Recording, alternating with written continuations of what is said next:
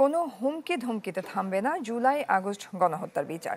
আন্তর্জাতিক অপরাধ ট্রাইব্যুনাল ২ এর সংবর্ধনা অনুষ্ঠানে কথা বলেন ট্রাইব্যুনালের চেয়ারম্যান। এ সময় অ্যাটর্নি জেনারেল বলেন, প্রশ্নহীন করে তোলা হবে বিচারকে। এদিকে মানবতা বিরোধী অপরাধের মামলায় শেখ হাসিনা ও আসাদুজ্জামান খান কামালকে আত্মসমর্পণের নির্দেশ দিয়ে বিজ্ঞপ্তি জারি করেছে ট্রাইব্যুনাল। জুলাই আগস্ট হত্যাযজ্ঞের ১১ মাসের মাথায় যাত্রা শুরু হলো আন্তর্জাতিক অপরাধ ট্রাইব্যুনাল ২ এর। মঙ্গলবার প্রথমবারের মতো এজলাসে বসেন ৩ বিচারপতি। রীতি অনুযায়ী এদিন তাদের দেয়া হয় সংবর্ধনা। এ সময় ট্রাইব্যুনাল ২ এর চেয়ারম্যান বলেন, হুমকি ও সন্ত্রাস করে ন্যায় বিচার থেকে সরানো যাবে না তাদের।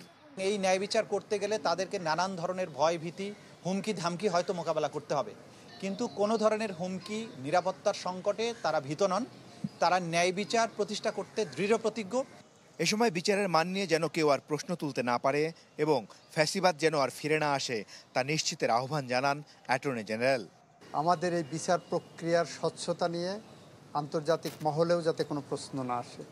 বিশ্বমানের থার্মিক্স রড, সালাম স্টিল থার্মিক্স, দেশের একমাত্র থার্মিক্স রড। আমরা দেখতে চাই এই বিচার প্রক্রিয়া ইন্টারন্যাশনাল স্ট্যান্ডার্ডের হয়।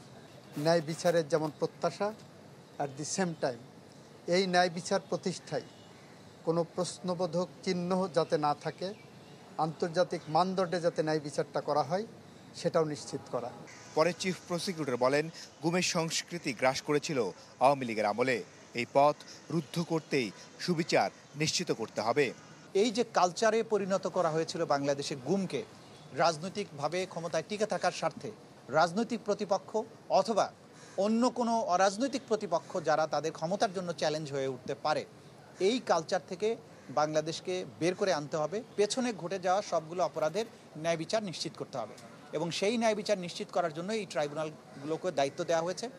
এই ট্রাইব্যুনালগুলো যাতে জাতীয় এবং আন্তর্জাতিক স্ট্যান্ডার্ড মেনটেন করে সম্পূর্ণ ন্যায় বিচার নিশ্চিত করে বিচার প্রক্রিয়াটা শেষ করতে পারেন।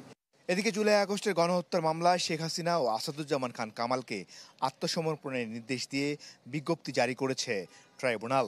না হলে তাদের অনুপস্থিতিতেই হবে বিচার কাজ। মাসুদুর রহমান, চ্যানেল 24, ঢাকা।